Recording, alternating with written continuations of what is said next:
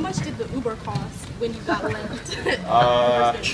I can't remember, but yeah, it's a good service, Uber, so it's all good. Did you have to hear about it from the guys, or did they just kind of like let it go? No, they were joking a little bit, but they held the bus for me this time, so it was good. Hey, you're getting a lot of, probably not looking at TV or reading the media, but you're getting a lot of praise for just what you did on Steph. Is there any concern that could be bulletin board material for the Warriors, particularly Steph Curry? I mean, I don't, read or watch that stuff, because you could be praising us one day and the opposite the next day. So I don't think anyone really pays attention to that stuff, and I don't think they would be either. And at this point of the season, you don't really need bulletin board material because it's honest. Hey Della, you guys, you're face guarding him on the weak side essentially. James is really harassing Curry even on inbounds passes. Have you guys employed that kind of defense on anybody this year? I think it's something that's kind of developed as the playoffs have gone on, but just trying to make it hard on him. Yeah. How about then going over screens? Is that a must against them? I think, yeah, on shooters like Curry and Thompson, you can't give them space because you give them half a step and it's going up. You've defended Rose, you've defended Teague. Are you doing anything differently when it comes to Steph? How are you guarding him differently, if you are at all? Well, those guys are more penetrators, and whereas Steph is a penetrator as well, but really uses the threat of his shot and shooting ability. So it's a different color. Allie, what kind of adjustments do we expect Steph Curry to make? I asked the same question to LeBron. I mean, he's going to be aggressive, like he usually is, and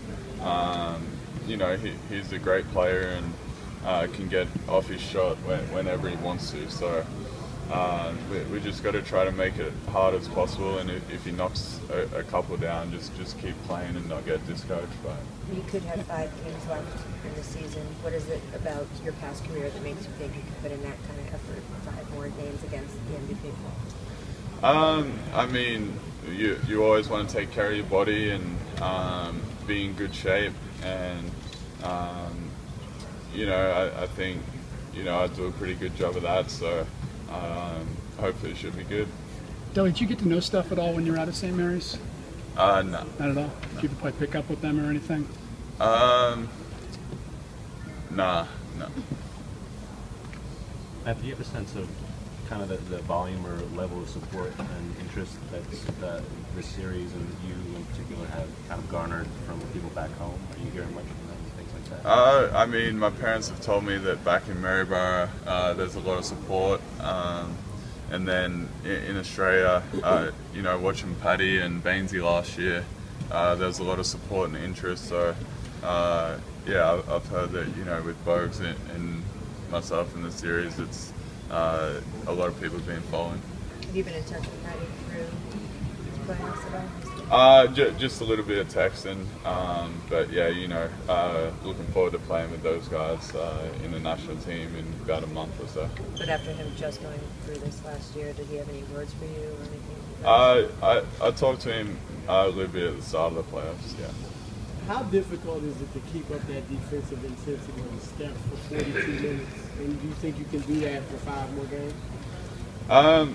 I mean, I think playing at finals intensity is obviously tough for any kind of minutes, but you want to be in good shape, and I think I'm in pretty good shape right now, and just try to do all the little things to take care of your body. Are you one of those guys that turns off your phone during this time of year and tries to keep things as quiet and small as possible? Or are you getting a sense of how big the reaction to you has been? No, I mean, pretty much turn off the phone apart from, texting, close friends and my coaches, but that's about it. Kelly, how would you describe LeBron's leadership, his demeanor during this playoff run, whenever all adversity happens, his calmness, and how it affects someone like yourself? I think LeBron is obviously a great leader, and you know, he does it with his words and by his actions as well. And I think anytime you have LeBron on your team, it gives you a lot of confidence that you can go out and win any game. Is there anything specifically that you could point to that he's either said or done that has had an impact on you or others? I don't think, you know, leadership is just, you know, one action or a specific action. I think leadership is a consistent thing, you know, every day. So I think that's what he does and brings to the table. Matthew, Iman Shumpert was known as a very good defensive player even before joining the Cavs. Were you able to communicate with him about some defensive tactics? Yeah, Shum's been great. You know, he's been giving me little tips throughout the year to help my defense, and obviously, you know, he's a great defender and has been for a few years now. Matthew, you were talking about LeBron. Do you get a sense of how big this moment is for him in a sense, not just the organization, but for him personally, the culmination of kind of decision to come back and being here in the finals on his home floor again for the first time since '07 in his first year back? I mean, it's been pretty busy, so I haven't really been thinking about that. But I guess, you know, it's obviously a big deal